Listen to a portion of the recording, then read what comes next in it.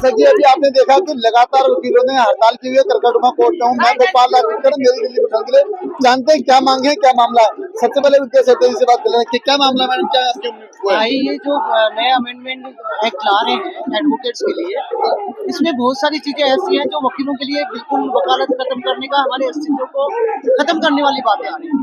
उसी का विरोध हम लोग कर रहे हैं और जब तक ये वापस नहीं लिया जाएगा तब तक हम विरोध करते रहेंगे। क्या कहना चाहेंगे अपना नाम? मेरा नाम आंचल एडवोकेट, मैं करकटुमा कोर्ट में प्रैक्टिस कर रही हूँ। लगातार रूप से हम लोग यहाँ पर पिछले 4 से 5 दिन से यहाँ अनशन पर बैठे हैं और स्ट्राइक को जारी रखा हुआ है हम लोगों ने।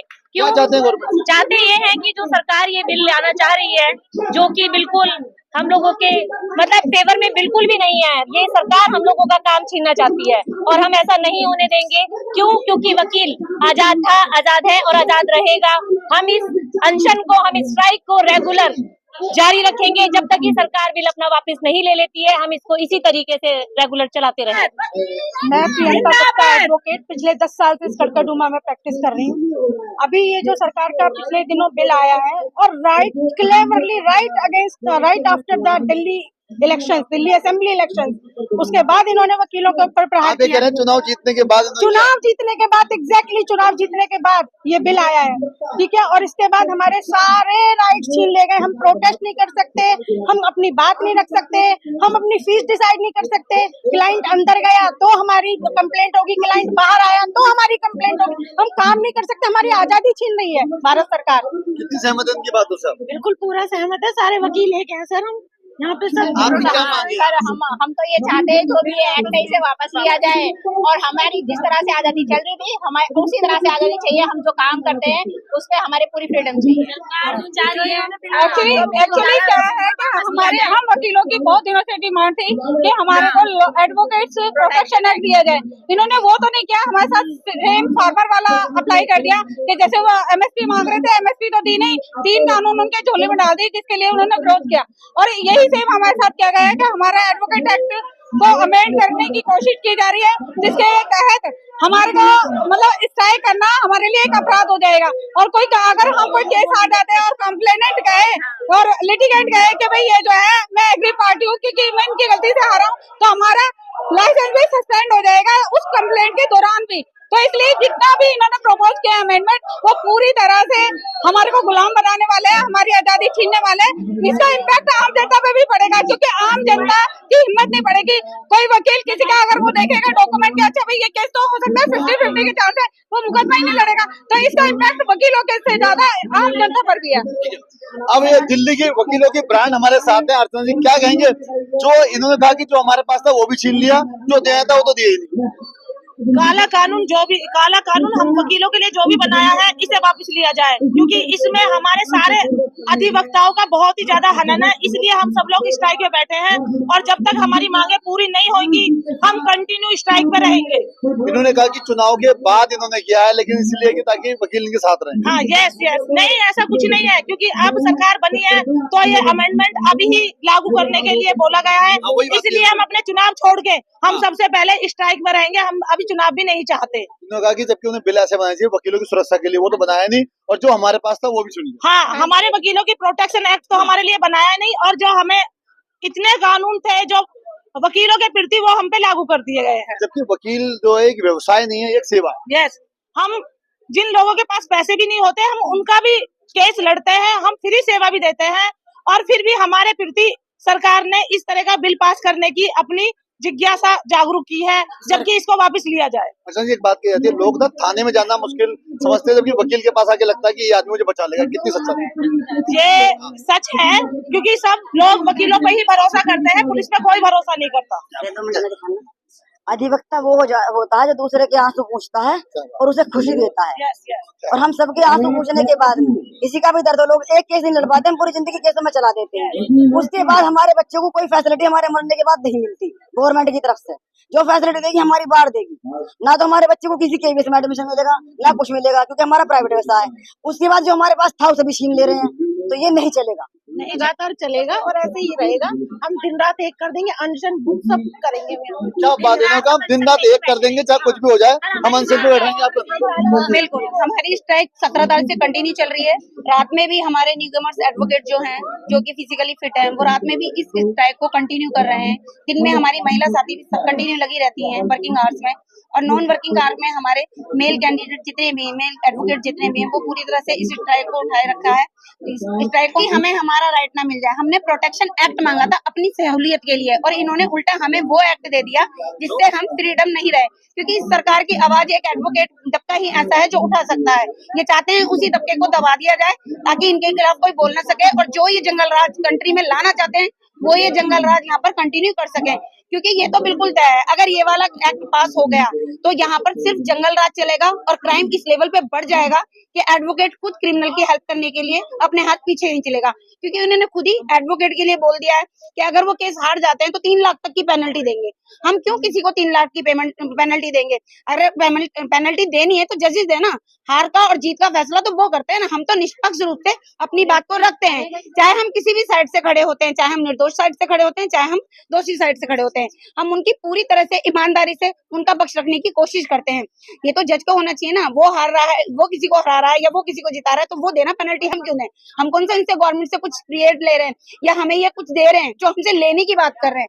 तो हम अपना हक तो देने से रहे। ये तो ये भूल जाए सरकार कि हमसे हमारा हक ले पाएगी। जो मेहनत करते हैं, काम करते हैं, किताबें पढ़ते हैं, सब जाके क्लाइंट के लिए काम करते हैं, और हमें एक मुट्ठी भर पैसा मिलता है जिससे हमारे घर चलते हैं।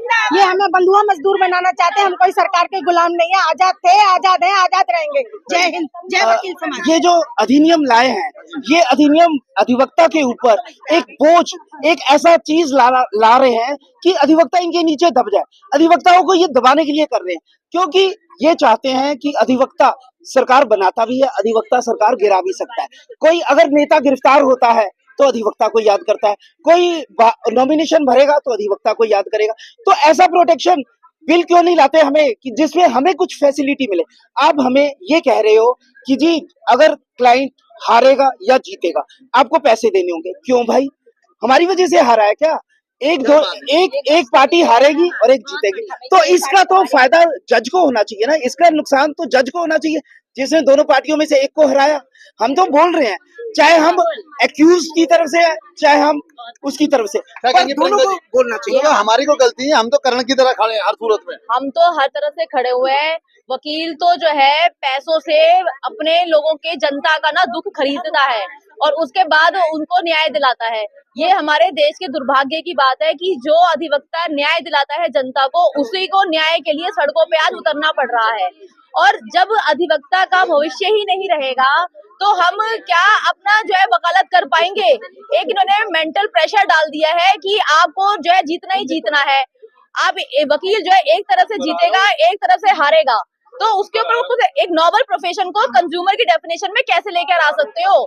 2007 में एक बार वर्सेस गांधी करके जजमेंट है, आप गूगल पर सर्च भी कर लेना। उस जजमेंट में क्लियरली लिखा हुआ है कि वकालत जो है एक नॉवल प्रोफेशन है, उसको कंज्यूमर की डेफिनेशन में नहीं लेके आ सकते।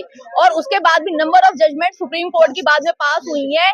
ये एक कंट्राडिक्टरी जो बिल आया है ना, प्रपोजल, ये कंट्राडिक्टरी बिल है सुप्रीम कोर्ट के जजमेंट के अगेंस्ट में, कि अधिवक्ता कभी भी कंज्यूमर की डेफिनेशन में नहीं आ सकता। नोबल प्रोफेशन है, ये जनता की भलाई के लिए है। आप कैसे इसके ऊपर सेल्स टैक्स या इसको इनकम टैक्स या इसके ऊपर ये अपना कंज्यूमर की डेफिनेशन में डाके उसको अपना लागू कर सकते हो? ये बिल्कुल गलत है। देखिए मैडम जो कह रही हैं ये बिल्कुल सही कह रही हैं कि ये बहुत गलत किया जा रहा है, जबकि ये सब चीजें नहीं होनी चाहिए। क्योंकि देखो यहाँ पर हम लोग आते हैं, हमारी कोई फिक्स सैलरी नहीं है कि हमको यहाँ पे फिक्स सैलरी मिल रही है और हम लोग कर रहे हैं। हम यहाँ पर रोज आते हैं। अब देखो कितने वकील लोग परेशान हो रहे हैं। वकीलों को रोज एक नया चैलेंज स्वीकार करना पड़ता है। हाँ बिल्कुल सर, रोज नया केस होता है, नया अनुभव होता है, नया, हाँ डेली आना, डेली नया केस लगना और डेली ही नया अनुभव लेना। तो ये वकीलों के साथ में इस तरीके से जो किया जा रहा है ये बहुत गलत किया जा रहा है। मैं सरकार से यही मांग करूंगी कि जो काला कानून लाने की कोशिश की जा रही है वो बिल्कुल भी ना लाया जाए। जो हमारे प्रोटेक्शन एक्ट की बात थी उसमें अगर ये कोई अमेंडमेंट हमने मांगी थी कि हमारे हित की बात है, ये हमारे खिलाफ की बात कर दी है। तो बस सरकार से मैं यही चाहती हूँ कि इस कानून को वापस ले और बाकी और हम इससे कुछ नहीं चाहते। कहना चाहूंगी कि जो एडवोकेट प्रोटेक्शन एक्ट था ये इसलिए था कि भी वकीलों को सुरक्षा मिले। अब ये सुरक्षा तो दे नहीं पाई गवर्नमेंट, तो उन्होंने सीधा जो बिल था वो भी छीन लिया। जो था वो भी ले लिया। अब इसके अंदर अगर ये हम सारी प्रोटेक्शन अगर एडवोकेट पे अप्लाई हो जाएगी तो एडवोकेट कैसे काम करेगी भाई? अगर केस लड़ेंगे तो एक पार्टी तो जीतेगी और एक हारेगी, तो इसमें एडवोकेट क्या करेगा? एडवोकेट तो अपनी तरफ से पूरा एफर्ट्स लगाता है कि हम केस जीते ही जीते, और कोई भी एडवोकेट नहीं हारना चाहेगा, बट एक हार और एक जीत तो होगी उसके अंदर। लेकिन ये एडवोकेट प्रोटेक्शन एक्ट जो सबसे मस्ट था, एडवोकेट आते हैं रोज कोर्ट के अंदर, क्रिमिनल के भी लड़ते हैं, फैमिली केस भी लड़ते हैं, सब लड़ते हैं। उसके अंदर कितनी फैमिली तो ऐसी होती है कि अगर हमने फैमिली एक्ट में करा है फैमिली केस, तो वो हमसे ही दुश्मनी कर बैठती हैं कि जैसे कि हम ही उनके लिए काम कर रहे हैं। भाई हमारे लिए तो जी मेरा ये कहना है, जब जब ये गवर्नमेंट आगे दुश्मनी कर लेती है जी, जब जब इनका बिल्कुल सही है, जब ये गवर्नमेंट आती है, ये कुछ ना कुछ अफरा तफरी क्यों करती है? ये अगर ये राजस्थान स्टेट में जाए, चाहे ये यूपी के किसी भी स्टेट में क्यों ना जाए, भाजपा आई कुछ ना कुछ लाएगी है। कुछ ना कुछ ये अमेंडमेंट क्यों लाते हैं, मुझे ये समझ में नहीं आता। कभी ये लोग बोलते हैं कि नोटबंदी, एक रातों रात करेंसी चेंज कर देते हैं। कभी ये लोग बोलते हैं कि जनगणना पे नियंत्रण करो। कभी ये लोग बोलते हैं कि एडवोकेट एक्ट में बदलाव करो। क्या एडवोकेट के वेलफेयर के लिए आज तक इन्होंने कुछ किया है क्या? क्या एडवोकेट के जी, अगर एडवोकेट के साथ कोई हादसा हो जाए, कोई क्लाइंट कर दे, क्या वो गवर्नमेंट उन्हें बीमा देती है, या उनके बच्चों के लिए कोई स्कूल प्रोवाइड कराती है, या फ्री एजुकेशन करा रहे हैं? ये इन चीजों पे ध्यान क्यों नहीं देते? जो बेरोजगार फैल रही है, जो इतने युवा घूम रहे हैं गली गली प्राइवेट, 12-13 हजार रुपए की नौकरी में उनके बच्चे तक नहीं पल रहे, इन बात पर सरकार को ये नहीं दिखाई दे रहा कि जो एक एडवोकेट न्याय के लिए खड़ा होता है, उसकी वो ये अभी नीचे उसका स्तर भी धरती में मिलाना चाहते हैं। उनकी मनमानी नहीं चलेगी। मैं गोपाल मेरी जिंदगी।